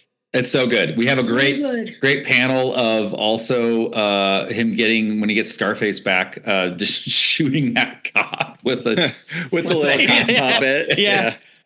Talking in like an Irish brogue. Yeah, right. Hey, my boy. Yeah. And they call him O'Brien, which is has to be a nod to Officer O'Brien or whatever from the Batman 60s show. Yeah. Yeah. The issue ends with an iconic final splash page of Bane waiting at Wayne Manor, having already taken Alfred down. Yeah, so I totally forgot. When we got to this point, I stopped myself and I said, when did Bane learn that Bruce Wayne was Batman? Because we have not seen any of that here. So I'd go back. Yes, you do see it. A couple earlier issues before Knightfall starts, and it's at a party. I think it's in Vengeance. It's the Poison Ivy issue. Is that it? Because they're at the gala and they're watching the gala happen, and Bane's like, there he is. And okay. The rest of the crew's like, what do you mean? No, you're right. That guy. And I wasn't sure because, like, if that's the case, then Bane showed up at a party, looked at Bruce Wayne and went, oh, that guy's totally Batman. Whoa. How? Where? Why? Why do you know that? Because he's smart. I guess. Well, and I was going to say, I love that because I feel like that is when you think of Bane, like in popular culture, you think really big, tough guy who broke Batman's back, but equally as important, if not more important, Bane is he a is genius. a master tactician, strategist. Yeah. He's a general. He's a genius. Definitely. Like, he says, you're totally right, Joe. It's the Poison Ivy issue where they are looking at the gala through binoculars and, who is this black woman? Or who is this man next to this black woman, Dr. Kinsolving? Mm-hmm. And Bird says, yeah, it's Bruce Wayne. He's the host of the bash, but how's that figure into anything? And Bane goes, it's not Bruce Wayne, air quotes, it's him. So, okay. Mm-hmm. And like he knows. And I agree. He's like, I know him I know him intimately, Bird. He cannot hide from me simply by removing his mask. So he just just by the way he carries himself. Here's what I'm saying. I 100% agree. This is Batman's Moriarty. He's same level, absolutely brilliant. But he does not reveal any information as to how he put it together other than like, yeah, I totally know that guy. Yep, you can't hide from me. I just know him. Come on. He doesn't have, but Tim Drake at least put something together. Tim Drake He knows by looking at Wayne and the way Wayne carries himself and the way that he sees through Wayne's act, like he can tell that Wayne is acting, that he's not really that foppish society dandy. Fine. Whatever. Yeah, Bane is very singularly focused. He grew up in a prison where every day was survive and face one other individual or a group of individuals and take them down. So he studies people. So he doesn't have TV. He doesn't, he read books, but like he just understands people really, really well. So I completely buy that he would see somebody and be like, yep, that's my opponent. There he is. It just seemed a little sudden to me, but it does make for an excellent splash page on the final page. He's also been watching him for the past 6 issues. He shows up at Wayne Manor and he's been watching him for the past 10 issues. Yeah. Yeah. And in this moment, we learn that, who's there? Is it Graham Nolan? Graham Nolan cannot draw an outstretched arm pointing at someone. This looks it is a little funky. It is a little funky. Weird as hell. And the foreshortening's a little strange. Even Bane's finger has muscles on there's it. There's a worse shot coming up in our next issue. Yeah. Batman 497, released July 1993, the last issue for this first half. Written by Doug Mensch and pencils by Jim Aparo. Inks by Dick Giordano, colors by Adrian Roy, letters Somebody by different Starking. Inked Jim Aparo every single time. Wow. You're right. I didn't even notice that. I like to think he kept firing them. Classic cover by Kelly Jones and Bob LaRose. So the Broken Bat, Bane tells Batman about his venom, which Batman says he's all too familiar with. That's a throwback. They fight. The issue is basically just them fighting. Bruce has flashbacks to other villains he's fought. None of which who were this brutal. The Riddler did get Venom at one point, and he flashbacks to fighting him. There's a really bad shot of Batman punching Bane in the stomach, and Bane is about twice his size. Just took me out of the book. Right. Like if Batman's what, 6'4", 6'5", 6'6", this Bane is 10'4". I think it's bottom meant left to be, on page 9 if you guys want to reference at an it. angle, but yeah, it does look weird. The angle wouldn't make sense because he's punching forward. No, that angle wouldn't make sense at all. No, I'm not. No, I'm saying it doesn't work, but I think the way the perspective is meant to be like Bane is in the foreground, Bruce is slightly receded in the background, a few feet back, but nothing about it works. Nothing. That's bad. Batman gets knocked into the Jason Todd Memorial Display, which again is now meaningless. I will never let that go. Robin rushes home, and Alfred tells him that Bane is there.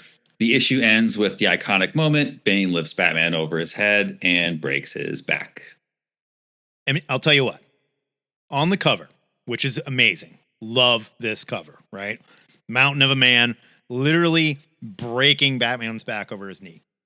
When we get to the page where Batman gets lifted in the air and smashed down on his knee, I want you to look at it. Does that look near as painful as what we see on the cover? Because what I'm seeing, as someone who watches a lot of wrestling and has seen the backbreaker delivered plenty of times, this looks like the safest, fakest wrestling backbreaker I've ever seen.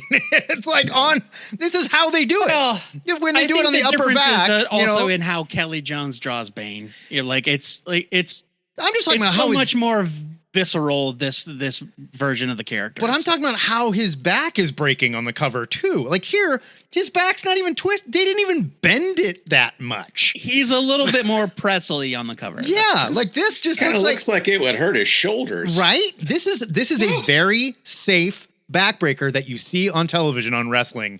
But every time. Bane has grown a bunch of hair in this shot, so that's how. That's the other thing I was going to say. The more venom he does, how Bane the hairier he only gets. on his neck and shoulders. Yeah. Where's the rest of his body hair? But going down his arms. Let's not forget, non-existent. This is a cautionary tale about steroids, and steroids make you grow hair. They give you zits. No prize for you. They shrink your genitals. Now, I do think that this panel is iconic. It's for iconic. all your comments about it. I think that like the way that the panel edges jag in it's and iconic. The lettering where the words break you. I think it's really fantastic. It's great. This is the weakest he is not quite as like this is the weakest bent over backbreaker. Bane's knee as the cover might suggest. I blame. But also, I mean, give me Roderick Batman, Strong, Matt. Give me Roderick Strong. But any also, day. Batman makes a full recovery, so I'm not saying he doesn't. It also kind of makes sense. On the cover, he is snapped in half. Literally snapped in half. You've spent the entire last hour talking about how the covers don't match the interior, and now you're gonna hold it to the fire. Because this is the one case where the cover does match the interior, Joe. Something on the cover happens in the book. But it doesn't match the interior, now does it? Yeah, I agree. The interior artist does a bad job of showing wait, are they in the Batcave or are they upstairs in the manor? No, they're down in the cave. They're down in the cave. They start in the manor and then they make their way down the steps.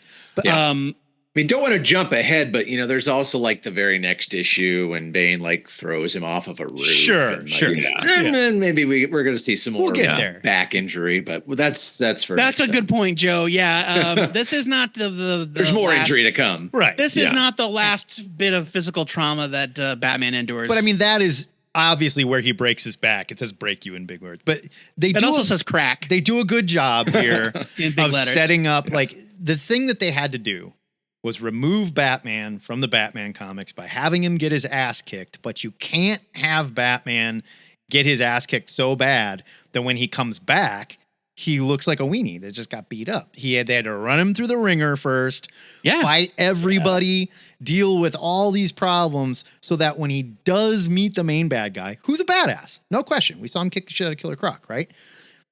But he had to cheat to do it. Yeah. He had to cheat. Not really a cheat. I don't think it's a cheat. It's cheating. Well, and I had this down in my notes earlier and I took it out, but like Bane's entire plan is two things to me. It's genius and a fucking pussy ass move. Yes. Like it is just you're right. he's like, I'm gonna let these other guys soften him up. He's full. Not just that, Joe. He's taking steroids. He's literally taking a steroid and saying, "I'm the best. I'm the best. I can beat you anytime I want." No, you can't, dude. You're taking green gook that makes you freaky strong. You know, like you're cheating. And you let like 20 guys beat on him first. Right. Yeah. Like, no, you're right. But also, like, it's genius. This is, but I know we're getting ahead of ourselves, but we have decades of Bane stories that followed this, and we have seen stories where, but we're not Bane there like, yet. I don't need the Venom to beat you. We are not, or where Batman has beat him. But we're while not he's on there Venom. yet. All we have is this information on Bane. No, I understand.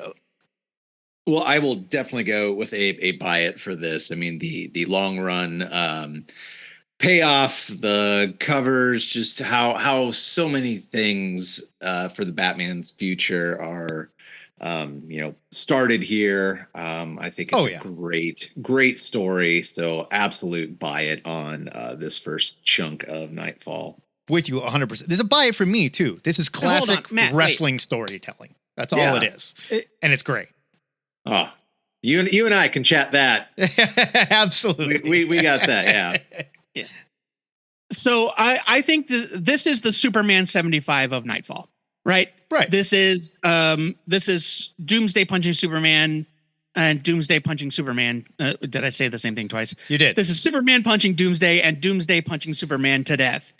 And it's not all splash pages though. And I actually think the dialogue in this is really fucking good. Dialogue's great. This storyline, like I always knew that Doug Mensch was great. But this storyline, reading so much Doug Mensch stuff in a row like this gave me new appreciation for him as a Batman writer. Oh, yeah. I completely agree. And I think he is really, really wonderful as a Batman writer. Batman getting his ass kicked, it. thinking things like harsh tang of brimstone expanding in my chest, every breath hot and bitter. I can't give in. Gotta try. Even with no more spring in my step, no bite of boot into ground, no more power. And he's just throwing like weak slaps on Bane. Yeah, and I love it. Bane it's so just good. Kicks him in the face. Get out of here. I've already taken more damage than any man can endure. Yeah. All in a losing cause. Like he's just like, I'm toast. Like, no, I completely agree. This is, I remember loving this, but like reading it as an adult, I'm like, it's better than I remember. Like even the warts aren't as bad as like a lot of other books' warts from this time. It's great. Right. It's great. And we're making fun of some we're picking on certain things here, but like the story, we're picking on things that were of an era. Right. And also like, maybe artistic legends that stuck around maybe a little bit past their time, things that might not be to everybody's personal taste, but I think that this was peak Batman. Oh yeah, totally. Absolutely. At the time. Absolutely. And just the choice not to kill Batman, because this whole time Bane's like, I'm going to kill him. I'm going to kill him. I'm going to kill him, kill him, kill him. And he gets there and he's like, I could kill you. I could kill you right now. But death would only end your agony and silence your shame. I think Bane is like, I think that I'd like to see you suffer while I burn your city to the ground. Yeah, it makes him even, and that's awesome, even badder. That's so good. It's great. Yeah, this is and then like all fun. of Batman's villains, Bane is eventually hoisted by his own petard. Of course. Yeah. Of course. Yeah. Big buy it from me. Yeah. Totally. Rating is a buy it. I've read a couple of them here and there, but I've never read the whole thing. I was absolutely enthralled the entire time. This is a ton of fun. It really, and there's so many panels. And I'm like, I wish I owned that. As much as like as iconic as the backbreaking panel is, 2 pages previous, where Bane is just slapping him, like holding him by the cape and slapping. It's a swak in like this really gnarly, like great lettering by Starkings here. And the explosion and this is him. where it's like the internal monologue is like, and I'm done. There's all that stuff about all yada yada, all to a losing cause, and now I feel so bad I want to die. Yeah. And Bane is like, beg me for mercy, scream my name, and Batman says, go back to hell. And it's like, oh my God, it's so tough. Great. Yeah. Stuff. It's and it's funny is like I get Joe, you and I love Death of Superman. Hugo's wearing his Death of Superman shirt right here. We're big fans. There's no filler in this. It flies. Like even the filler that was there, which is, and I want you to consider Simpson, that this is only 12 parts of Nightfall. We covered 12 chapters. The filler is coming. Nightfall. So let's not jump up and down and celebrate yet, because the filler is coming. No, you're right. The filler is called Night Quest, and it's Night 2 Quest, years of exhaustion. Of Batman trying to heal himself and shit. Yeah. Nightfall, I think, is I want to say, well, there's another 12 chapters. Let's focus on part 1. No, I'm just saying, John was talking about the filler. We're only halfway through Nightfall. Sure. And I think we all agree that Poison Ivy issue is the only real filler here. Yeah. But the rest of it is just... Even the Robin side issue where he gets kidnapped, even that, like Bane learns more about Batman and is like, hold on, he has kid soldiers and stuff? Like, this guy's even worse than I thought. Fantastic stuff. I'm so glad we did this. I'm very excited to get into more of it. I'm even more excited for like the bad stuff, because I kind of like I want to get into like I'm kind of dreading where this goes. The kind of clone saga of it all, right? Where it's just like, let's keep it going. It's far past its expiration date. It's all downhill from here. So Nightfall ends perfectly, just as good as this. Batman 500. Nightfall ends great. Yeah. Night Quest is horseshit, but you gotta do it. It's like doing the Iron Man or the Mud or one of those things. You just gotta get through it. But then Night's End gets back to Nightfall. Like, it's that good. Like when he comes back. Oh yeah, because the editors are basically like, everybody hates us and it's not selling. We have to stop it now. Right. Yeah. Excelsior! That is it for THN 761. We want to thank the Knight Knerds for joining us, and they will return for our Christmas Nightfall Part 2 Holiday Extravaganza. Well, Christmas, Kwanzaa, Hanukkah. It's like an all-encompassing holiday. Right, winter solstice. Yes. Yeah.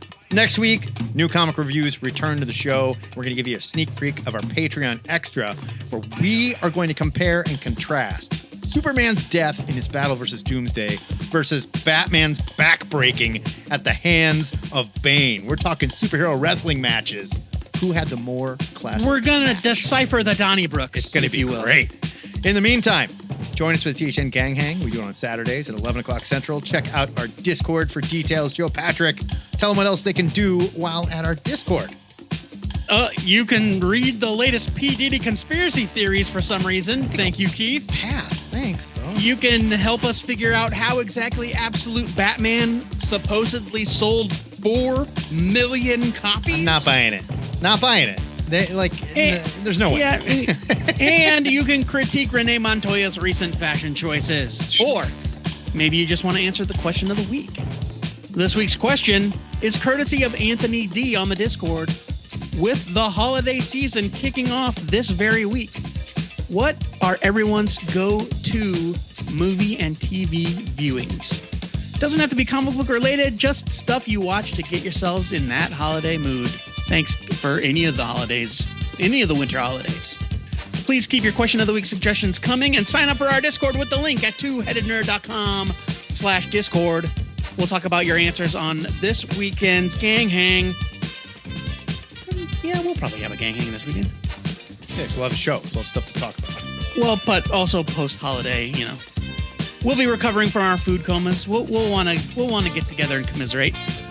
If you don't dig on the Discord, send an MP3 submission for the Comic Pushers, for Ask a Nerd, or for any of our segments to twoheadednerd@gmail.com, and we'll put you on the show. If you're new to this show, and you, for one, are proud of your Trog tattoo, personally, I would have said go with Zombie. He was a better looking guy. Zombie's I assure you, I assure you, it's only because you haven't heard enough. The good news is you can hear the entire run of THN in our digital long box at twoheadednerd.com. THN is a listener-supported podcast. It would not be possible without the generosity of donors like our patrons and fellow Knight Nerds, Hugo's dad, John, and Joe, Mr. Mickeliunas, who literally paid us to do all the work for this episode. I know, isn't it great? I still feel bad. Capitalism rules, you guys. If you like what you hear every week, it's easy to support the show. You can sign up to be a patron at patreon.com/twoheadednerd. I'm just kidding, comrades, rise up. Before we go, our weekly shout out goes to director J.C. Chandor, who sounds like a made-up person. Kind of, right? Like the name they put in there when someone's too embarrassed to have their name on a project. Scrabble tiles out of a bag and assembled the name. Star Aaron Taylor Johnson and everyone else involved in the production of the upcoming Kraven the Hunter film. If early predictions hold true, you guys are about to have a rough holiday season. They track this by tickets sold, and there's math they do it. They got actuaries on this.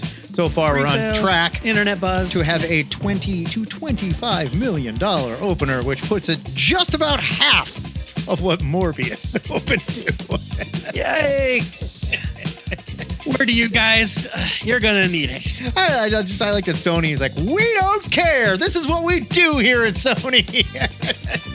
Great. You know what? They probably make money writing it off as a failure on their taxes Great or something. job, folks. Until next time, true believers, remember to pre-order your comics, or your retailer might just rope you into that Madam Web viewing because they swear it's not as bad as everyone's saying it is. This is the Two-Headed Nerd, signing